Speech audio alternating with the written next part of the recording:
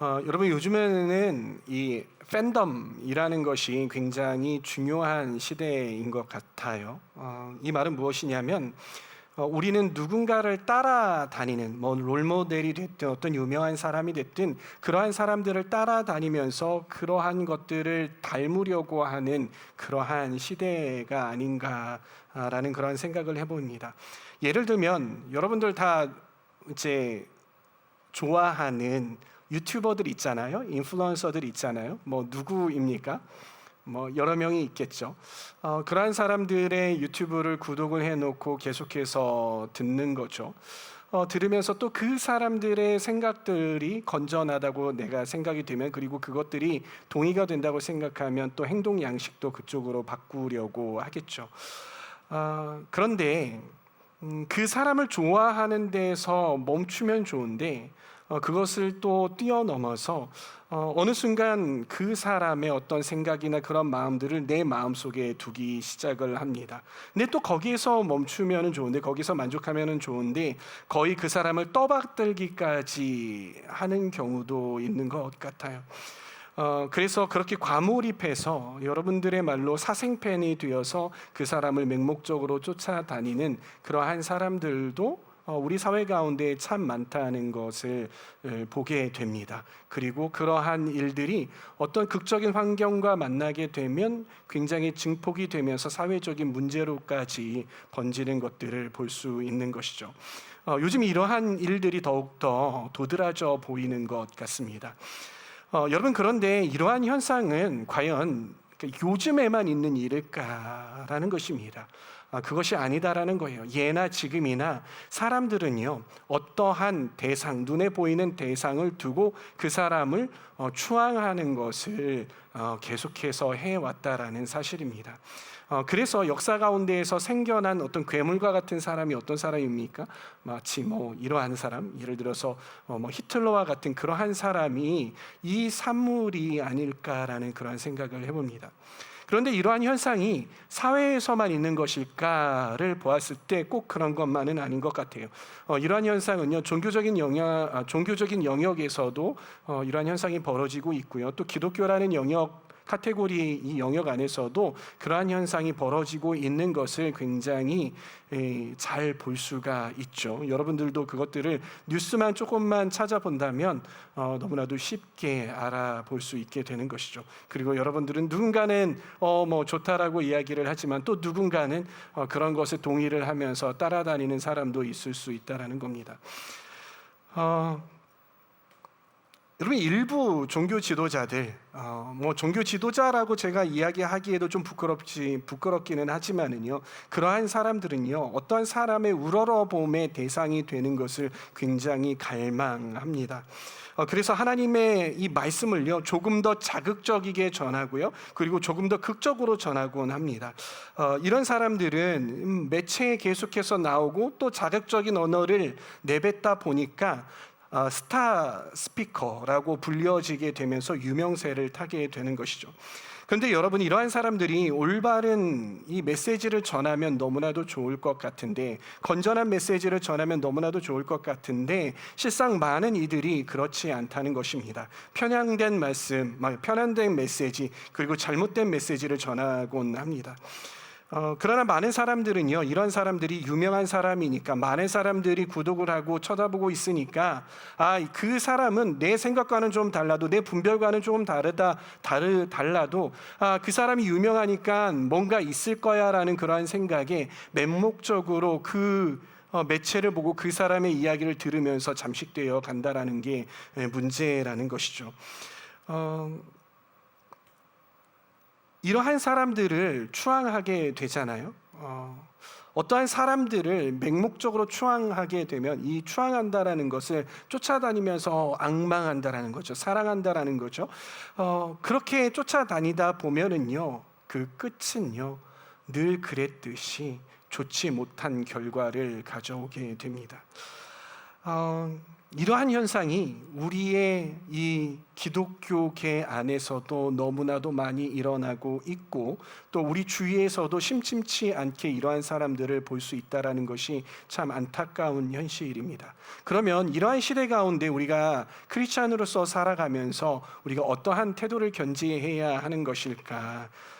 라는 것을 함께 좀 나누어 보면 좋을 것 같고요. 그리고 오늘 말씀이 이러한 우리 현상에 대해서 좀 정확하게 말해주고 있는 것이 아닌가라는 그런 마음에 이 말씀을 함께 전해보고자 합니다. 여러분, 우리가 성경을 읽을 때 잘 읽어야 됩니다. 함께 따라해 보실까요? 성경을 읽을 때 잘 읽어야 한다. 성경을 읽을 때 잘 읽어야 된다. 여러분, 성경을 읽을 때 많은 이들이 위인전을 읽는 것처럼 읽습니다. 어떻게 읽는다고요? 위인전을 읽는 것처럼 읽을 때가 많아요. 그런데 성경은 위인전이 아니에요. 여러분, 위인전은 무엇입니까? 그리고 성경은 무엇입니까? 성경과 위인전의 차이가 뭐죠? 알았어요. 그러니까 제가 지었다고 하고서는 만들어 봤어요. 네, 지은이가 주경호죠. 네. 제가 쓴 책은 아니지만 재미로 한번 만들어 봤습니다. 위인전은 어떤 책이에요? 어떤 사람의 일대기를 다룬 책이죠. 그런데 이 어떤 사람의 일대기를 다루는데 어떤 교훈을 주려고 하는 책이에요. 근데 여러분들이 위인전을 읽으면서 그 사람이 뭔가 잘못됐다, 이런 게 잘못됐다라는 이야기 들어본 적 있습니까? 그걸 읽어내 본 적이 있습니까?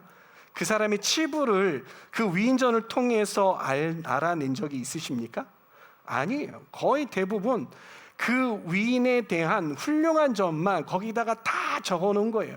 그러면서 그러니까 은연중에, 암묵적으로, 아주 대놓고 이 사람을 닮아라라고 하는 것이, 이 사람의 교훈을 닮아라. 그래서 당신들이 이 책을 읽고 있는, 이 위인전을 읽고 있는 당신이 이 사람의 이러한 점을 본받아서 유명한 사람, 훌륭한 사람이 되어라라고 말하고 있는 것이 위인전이라는 것이에요.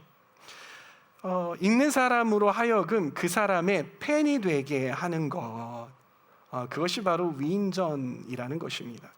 그러나 성경은 달라요. 성경은 위인전이 아닙니다. 그리고 위인전을 읽는 것처럼 성경을 읽어서도 안 되는 것이죠. 그러면 여러분들이 좀 어려울 거예요. 이 성경을 우리가 읽다가 보면은요, 성경에 원리가 한 가지가 있습니다. 그 원리 한 가지는 뭐냐면은요, 바로 성경은 누구에게 초점을 맞추고 있냐면, 성경은 어떠한 사람에게 초점을 맞추지 않는다라는 것입니다. 성경은 철저하게 사람이 아니라 하나님께 초점을 맞추고 있다는 사실이에요. 이게 굉장히 중요한 원리가 됩니다. 성경에 여러분들 성경을 읽다 보면 정말 위인전에 나올 법한 사람들, 그리고 실제로 위인전에 나오는 사람들이 이 성경에 등장을 하죠. 어떤 사람이 있습니까? 막 믿음의 조상 아브라함 같은 사람, 그리고 다윗, 솔로몬. 여러분, 솔로몬, 다윗은 좀 그렇다 치더라도 솔로몬 위인전 읽어보셨잖아요. 이러한 사람들이 나온다라는 거예요. 그런데 성경에서 기술을 할 때에 이 다윗, 그리고 솔로몬, 아니면 아브라함, 이들의 좋은 이야기만 계속해서 써놓습니까? 아니에요. 이들의 치부를 드러낼 때가 있어요. 예를 들자면 아브라함은 자기 아내 사라를 자기 누이라고 거짓말 쳤단 말이에요. 이런 내용 좀 숨길 법한데 숨기지 않고 고스란히 다 아주 그냥 대놓고 이야기를 하고 있어요. 다윗은 어떻습니까? 다윗은 이스라엘의 당대 최고의 왕이라고 할 수 있는 그런 왕인데도 불구하고 그가 밧세바를 범한 사건들, 그리고 그가 인구조사를 해가지고 정말 많은 사람들이 죽어나간 그런 일들을 막 이렇게 드러나 보인다라는 거예요. 그런 일들을 적어놨다라는 거예요. 솔로몬은 어떻습니까? 그가 젊었을 때에는 정말 막 그 성전을 지으면서 지혜로운 판결을 하면서 이런 모습을 보였지만 노년에 그의 판단력이 점점점 나빠지면서 정말 이방 우상들을 들여오는 그러한 모습들까지 보여진다라는 거예요. 그런데 우리가 성경을 위인전 읽듯이 읽으면 어떻게 된다라는 겁니까? 헷갈리기 시작을 하는 거예요. 이게 과연 본받으라고 쓴 거야? 아니면 어쩌라고 이렇게 자꾸 쓰는 거야?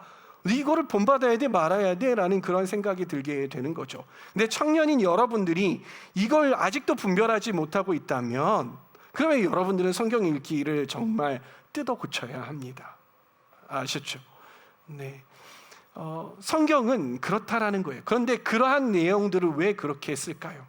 성경은 왜 인간들의 훌륭한 면도 하나님께 순종하면서 나아갔던 그래서 위대하고 놀라운 일들을 쓰는가 반면에 왜 이런 치부들을 적느냐라는 거예요.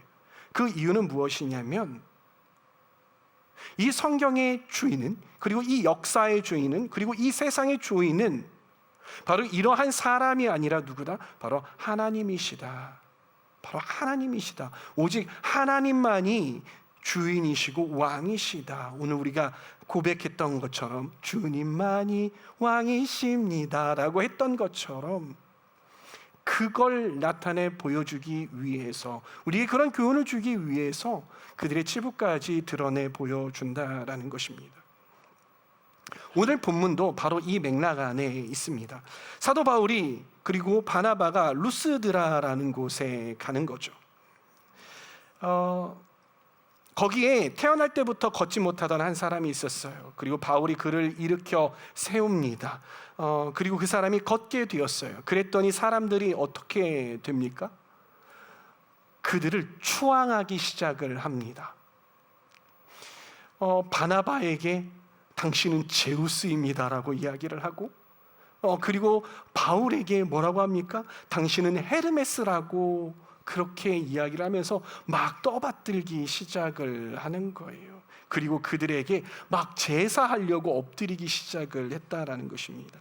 그리고 막 황소도 가지고 오고 머리에다가 막 씌워주려고 막 이렇게 하기도 했다라는 거예요. 여기에는요, 그 지역에 내려오던 오래된 전설이 하나 깔려 있어요. 여기 성경에는 나와 있지 않지만 배경으로 깔려 있어요. 그게 뭐냐면 옛날에 제우스와 헤르메스가 사람의 모습으로 땅에 내려왔는데 아무도 그를 알아보지 못하고 문전박대했다라는 그러한 전설이 내려오다 보니까 이들의 모습들이, 이들의 행하는 것들이 정말 이 헤르메스와 제우스가 하는 것처럼 놀라운 일들이 나타나니까 그걸 놓치지 않기 위해서 이들을 추앙을 했던 것이죠. 자, 그러면 여기에서 이 바나바와 바울의 입장으로 여러분들이 한번 돌아가서 좀 한번 생각을 해봅시다. 사람들이, 자, 우리가 전도 여행을 갔어요. 이 지역으로 루스드라는 곳으로 우리가 전도팀을 꾸려가지고 전도 여행을 갔어요. 전도 여행을 막 하고 있는데 앉아서 막 이렇게 다리가 불편한 그 친구에게 막 가가지고서는 기도하기 시작을 하는 거예요. 그런데 누군가가 기도를 했어요. 내가 기도를 했어요. 내가 예수 그리스도 이름으로 명하니 일어나 걸어라 하고 했는데 갑자기 그 앉아있던 그 친구가 벌떡 일어나더니 걷기 시작하는 거예요. 그래서 막 주변에서 막 사람들이 막 놀라 자빠지기 시작을 합니다. 오, 대박! 저거 뭐야? 저 연기하는 거 아니야? 아니야, 쟤 원래부터 앉아있어서 내가 봤어. 이거 진짜야? 이건 기적이네. 이거 도대체 무슨 일이야? 하면서 막 난리가 난 거예요. 그런데 한쪽에서 그러는 거예요. 외치기 시작. 헤르메스야, 제우스야, 헤르메스야, 제우스야 하면서, 그러면서 사람들이 야 큰일 났다, 왔다 하면서 엎드려서 막 절하기 시작을 하는 겁니다. 그럼 여러분들이 그 경황이 없을 거 아니에요. 이거 뭐지? 일어난 것도 대박인데 이거 되네? 내가 기도했더니 되네? 막 이러는 거죠. 그랬는데 갑자기 막 주위에 있는 사람들이 제우스야 헤르메스야 막 이러기 시작을 합니다. 여러분들 어떤 마음이 들겠어요? 어떤 마음이 들겠어요? 야, 역시 내가 하나님 앞에 기도하고 이렇게 나왔더니 하나님께서 나를 쓰시는구나. 하나님께서 이들 앞에서 나를 이렇게 높여주시는 거구나 라는 그런 마음 들지 않겠습니까? 그러면 잠깐이라도 그러한 기분을 좀 느껴보고 싶지 않겠습니까? 비슷하긴 한데 제가 별명이 헤르메스이기는 합니다만 하면서 그러한 이야기들을 하면서 좀 그 기분을 좀 그 째지는 기분을 좀 누려보고 싶지 않겠느냐라는 거예요. 그다지? 저라면 그 기분을 좀 느껴봤을 것 같아요.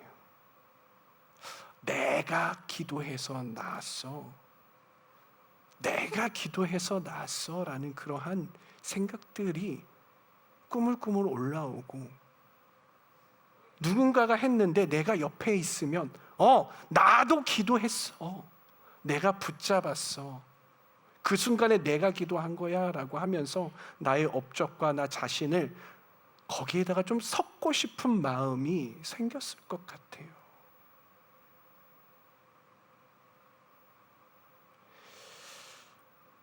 그런데 바나바와 바울은 정반대로 행합니다. 우리 14절과 15절 말씀을 다 같이 한번 읽어보도록 하겠습니다. 시작. 이 말을 듣고서 바나바와 바울 두 사도는 자기들의 옷을 찢고 군중 가운데로 뛰어들어가서 외치면서 이렇게 말하였다. 여러분, 어찌하여 이런 일들을 하십니까? 우리도 여러분과 똑같은 성정을 가진 사람입니다. 우리가 여러분에게 복음을 전하는 것은 여러분이 이런 일을 버리고 하늘과 땅과 바다와 그 안에 있는 모든 것을 만드신 살아계신 하나님 아버지께로 돌아오게 하려는 것입니다.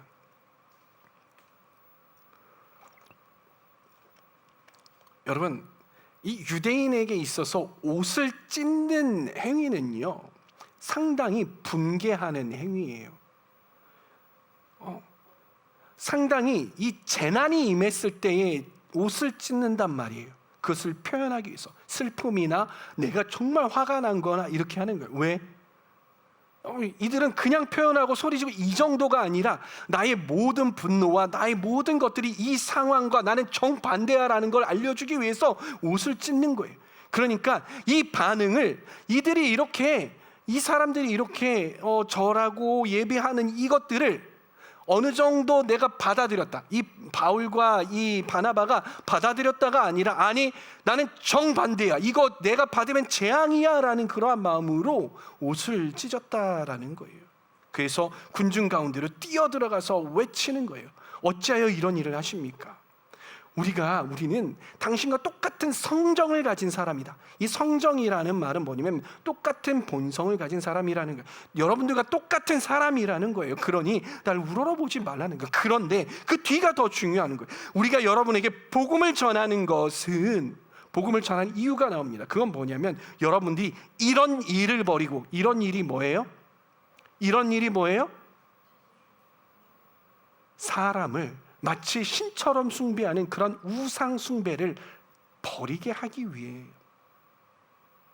그걸 못하게 하려고 내가 복음을 전하는 건데 어째서 당신들은 이러합니까? 라고 정말 크게 화를 내고 크게 반대를 하면서 외쳤던 것입니다. 그들의 정체성은 이 이상도 아니고 이 이하도 아니었어요. 딱 거기까지. 사도 바울의 그리고 바나바의 이 제자들의 정체성은 딱 거기까지. 즉 내가 누구인지 제대로 알았다라는 것입니다. 여기에서, 이 말씀에서 우리가 알 수 있는 한 가지의 좀 이 시대 가운데 바라봐야 하는 원리는, 진실은 무엇이냐면 바로 누군가에게, 이 누군가는 어떠한 사람에게 너무 많은, 너무 과도한 권위를 부여해서는 안 된다라는 것입니다. 우리가 사람에게 너무 많은 권위를 부여하고 있죠. 그러나 우리는 그러지 말아야 한다라는 것을 알려주고 있는 거예요. 여러분, 우리가 교회를 다니면은요, 평생 동안 경험해야 하는 것이 있어요. 그게 뭐예요?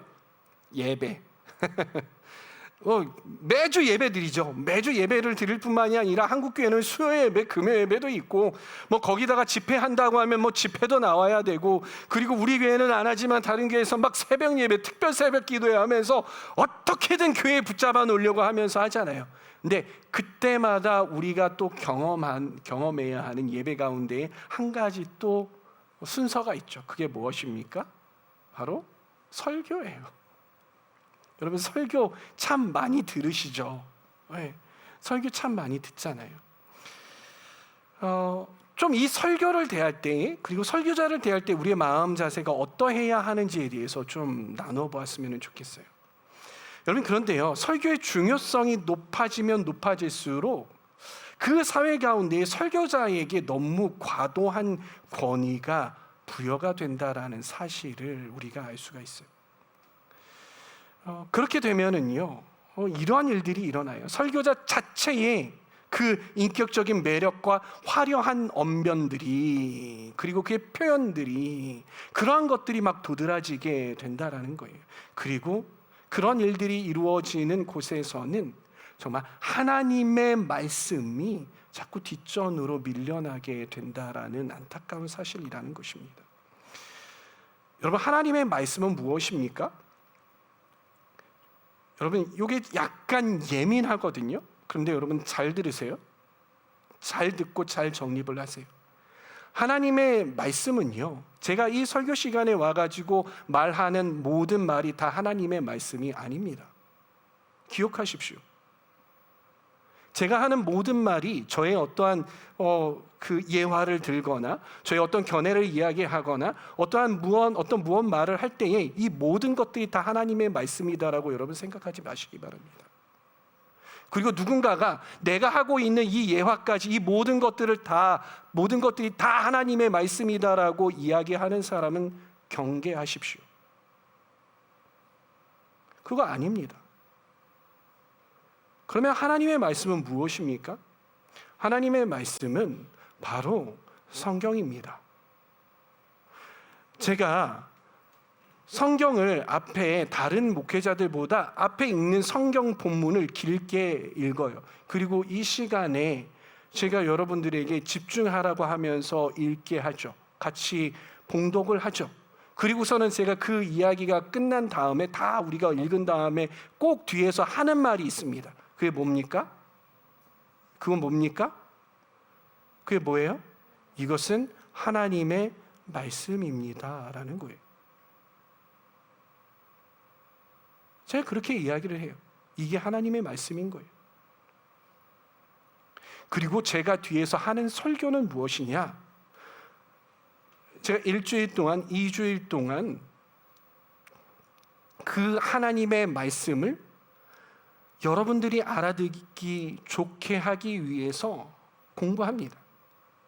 원어부터 공부하고 원전 강독하고 그리고 필사도 하고 이것들을 배경도 공부하고 이렇게 저렇게 해서 그 말씀을 온전히 제 안에 담고 그것들이 모두 다 이해가 되게 제 안에 먼저 소화가 되게 하려고 힘을 씁니다. 노력을 합니다. 그런 다음에 여러분들에게 이 말씀이 진짜 어떠한 이야기를 하는지 전해주기 위해서 설교문을 작성을 한다라는 거예요. 그런 다음에 여기에 올라와서 그 소화된 말씀을 여러분들에게 전하는 거예요. 여러분들이 그 하나님의 말씀을 온전히 여러분들이 이해하고 지성적으로 이해하고 그리고 마음으로 받아들일 수 있게 하기 위해서 여러 가지 구성의 법칙도 쓰고요, 예화도 쓰고 여러 가지 것들을 해가면서 그렇게 노력을 하는 거예요. 그러나 이러한 모든 것들이 다 하나님의 말씀이 아니라 이 중심, 여기에 담긴 정말 하나님의 뜻과 하나님의 말씀을 여러분들에게 전달하기 위해서 이러한 것들을 한단 말이에요. 근데 저도 사람인지라 때로는 저의 이러한 표현들과 이러한 구성들이 그 하나님의 말씀을 여러분들의 마음 가운데 심는 데에 방해가 될 때가 있다라는 그러한 느낌이 있어요. 그럴 때마다 제가 하나님 앞에 얼마나 죄송스러운지 몰라요. 그리고 여러분들에게 얼마나 죄송스러운지 몰라요. 제일 안타까운 때가 어떤 때인 줄 아십니까? 설교를 하고 뒤에 갔는데 이 설교를 들으신 분이 제가 했던 예화를 가지고 목사님 그 예화가 너무 좋았어요 라고 할 때 네 감사합니다라고 하지만 저는 마음속에서 가슴을 치면서 웁니다. 하나님 죄송합니다. 제가 그 예화를 사용했지만 강력한 예화였지만 그래서 성도들이 기억했지만 하나님의 말씀이 생각이 나야 되고 그 하나님의 말씀이 이들의 마음을 움직여야 되는데 그 예화가 하나님의 말씀을 가려운 건 아닌지 죄송스러운 마음입니다.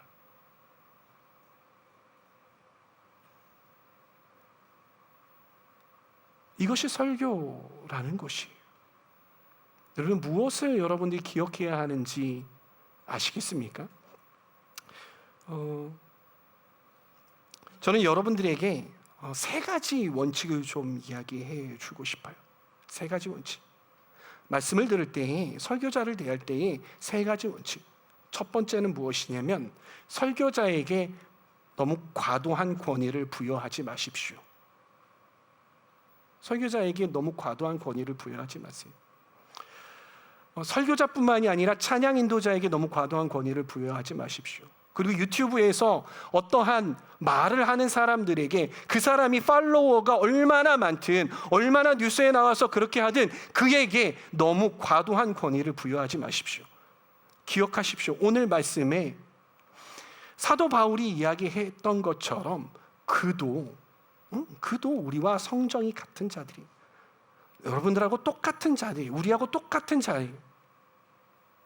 제가 이 자리에 나와서 말씀을 전하지만 저도 여러분들하고 똑같아요. 다를 것 하나 없습니다.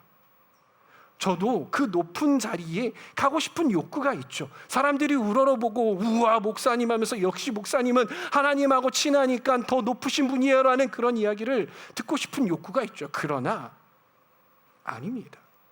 똑같은 사람이라는 것 기억하시기를 바랍니다. 그래서 그에게 너무 과도한 권위를 부여하지 마십시오. 그리고 두 번째, 그러면 이 설교자를 어떻게 해야 되느냐, 어떻게 바라봐야 되느냐. 너무 과도한 권위를 부여하지 말라고 하니까 야, 뭐 너나 나나 똑같으니까 네가 하는 말은 뭐 나도 그냥 똑같이 할 수 있으니까 야, 너 설교하지 말지. 뭐 이렇게 하라는 게 아니라는 거 여러분 아시죠? 네.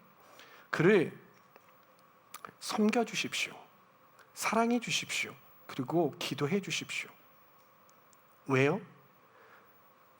그 설교자가 아니면 그 찬양 인도하는 그 리더가 아니면 그 유튜버나 어떠한 사람이나 그러한 사역들을 하는 사람이 하나님의 말씀을 깊이 볼 수 있게, 정말 깊이 볼 수 있게, 그래서 정말 하나님의 말씀을 건져 올릴 수 있게, 그래서 이 시대에 그리고 그 공동체에 꼭 맞는 말씀을 가감없이 전할 수 있도록 그를 섬겨 주십시오. 그리고 그를 위해서 기도해 주십시오. 그리고 존중해 주세요. 어떻게 하면 그렇게 할 수 있을까? 제가요, 다른 것들 때문에 너무 바쁘면 설교 말씀 준비하는 시간이 없으면 누구 손해입니까? 여러분들 손해입니다. 제 손해가 아니에요. 여러분들 손해예요. 그러면 여러분들이, 그러니까 저는 이번 임원이 너무 감사해요. 왜냐하면 목사님은 말씀 전하는 거에 집중하십시오. 그리고 저희는 행사나 이러한 것들은 저희가 가져가서 잘 준비해 보겠습니다. 라는 그런 이야기를 또 얼마 전에 해주더라고요. 그게 너무 감사했어요. 그러면 얼마나 좋을까. 물론 이번 임원만 그런 것 아니지만은 다른 임원들도 그렇게 이야기해 줬지만 그게 저는 너무 감사하다라는 거예요. 그렇게 섬겨주라는 거예요. 그리고 기도해 주십시오. 여러분들 절 위해서 기도하시죠. 매일마다 아침에 일어나서 우리 주경호 목사님께서 말씀을 준비하고 계실 텐데 거룩하게 하시고 또 진실되게 하시고 또 성실하게 하셔서 주님 말씀을 깊이 보게 하셔서 주일에 말씀을 전하실 때에 이 메시지를 전하실 때에 정말 그 말씀 가감없이 잘 전할 수 있도록 주님 도와주십시오. 함께해 주십시오라고 그렇게 기도해 주고 계시죠? 네, 그렇게 기도해 주시길 바랍니다. 그게 섬겨 주시는 거예요. 그리고 세 번째는요, 여러분들이 자발적으로 하셔야 하는 것인데, 그건 뭐냐면요, 바로 하나님의 말씀을 발견하려고 애쓰셔야 합니다. 여러분, 이 메시지가 전해질 때에 어떻게든 여러분들에게 메시지가, 이 하나님의 말씀이 전달되게 하려고 이렇게 저렇게 합니다. 이렇게 저렇게 구성도 해보고 표현도 써보고 예화도 들어가면서 말씀을 전하려고 해요. 그런데 여러분들이 이 하나님의 말씀에 집중하지 않으면은요, 뭐가 들리냐면 저의 어떤 말실수나 제가 하는 말이나 그리고 저의 예화나 이러한 것들이 남습니다.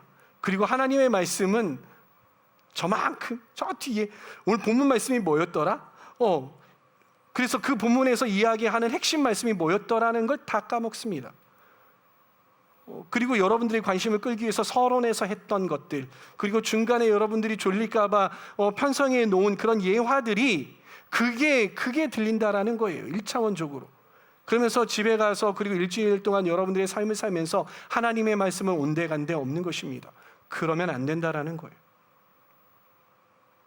하나님의 말씀이, 저 목사님이 저렇게 표현을 하시는데 정말 성경에 있는 그 하나님의 말씀이 뭐였지? 하나님께서 그래서 이 시대 가운데, 또 이 공동체 가운데, 그리고 나에게 지금 하고 계시는 하나님의 말씀이 뭐지? 라는 생각을 계속해서 하시면서 설교를 들으셔야 한다라는 거예요. 그렇게 애써 주시기를 바랍니다. 저는 한 가지 바람이 있습니다. 그 바람은요, 우리 공동체 모두가 좀 스스로 하나님의 말씀은 읽어냈으면 좋겠다라는 거예요. 하나님의 말씀을 좀 읽어보면 어떨까? 그래서 여러분들이 막 성경을 읽어내는데 궁금한 거야. 이 말씀을 내가 이렇게 해석해도 되나? 아니, 아무리 읽어도 이 뒤에 있는 맥락이 무엇인지 몰라서, 목사님, 저 성경 읽다가 궁금한 게 있어요. 그래, 뭔데? 저 이런 부분들이 있는데요, 이때 이 당시의 배경이 뭐고, 왜 사도 바울이 이때 이렇게 이야기를 한 거예요?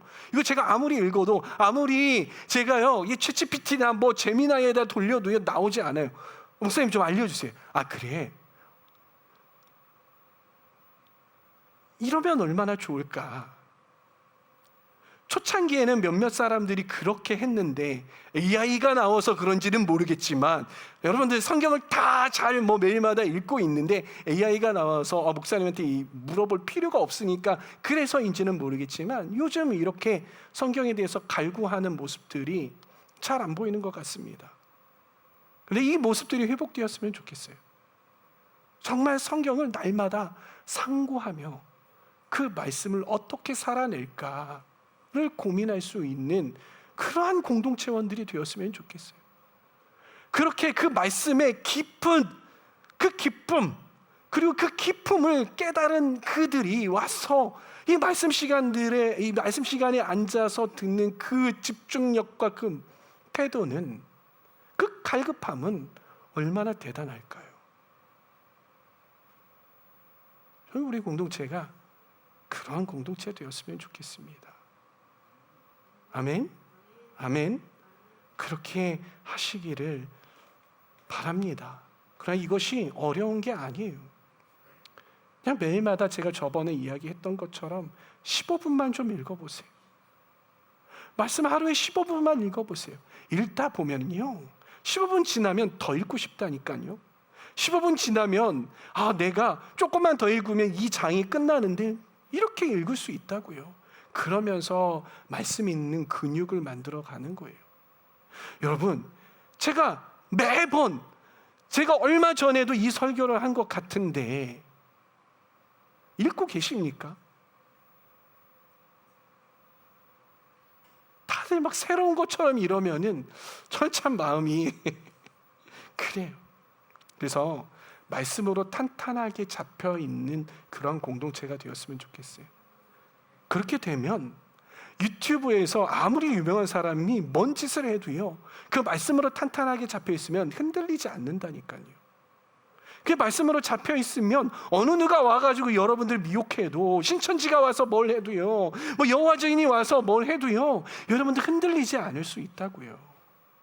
그렇게 여러분들 말씀을 사모하고 말씀에 갈망하는 저와 여러분들 다 되었으면 좋겠습니다.